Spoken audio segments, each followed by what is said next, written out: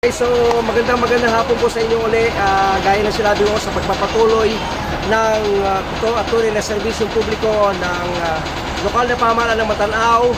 Nandito po tayo mismo ngayon sa Sinawilan Elementary School na sakop ng Barangay Sinawilan dito po sa bayan ng Matanao. So change dialect tayo.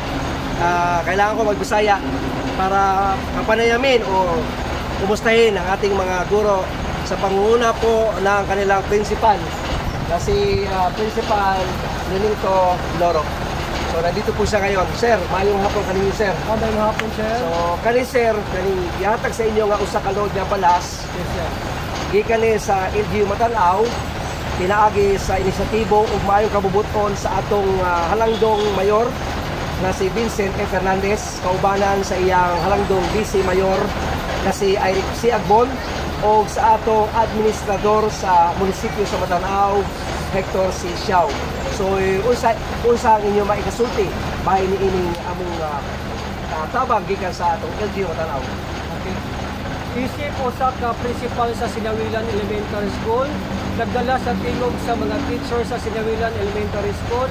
Akong ipadangat ang ang dakong pasalamat kan Municipal Mayor Vincent Fernandez, kan Municipal Vice Mayor Eric Agbon, sa itong Municipal Administrator Sir Hector Xiao sa pag-grant sa among request sa balas na amo ang request sa munisipyo nga dako kay kakatabang sa amo ang improvement of the development sa mga eskwelahan nga among project sa eskwelahan para ma-improve po ng amo ang physical facilities sa Sinawilan Elementary School.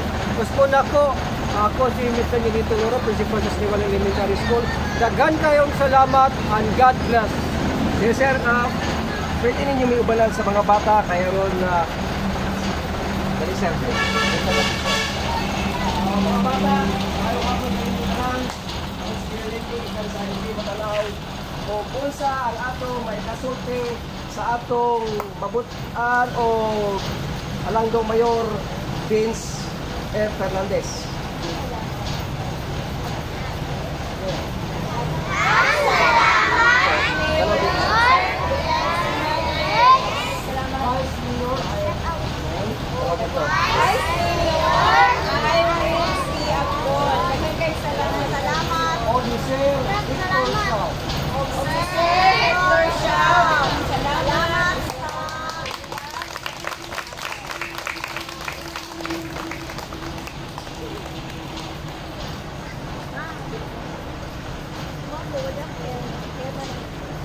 O kana lang siya mga kaigalaan, kani ang inyong amigo, kauban sa serbisyo publiko alang sa katawhan gikan sa LGU Matanao, Lende Puerto.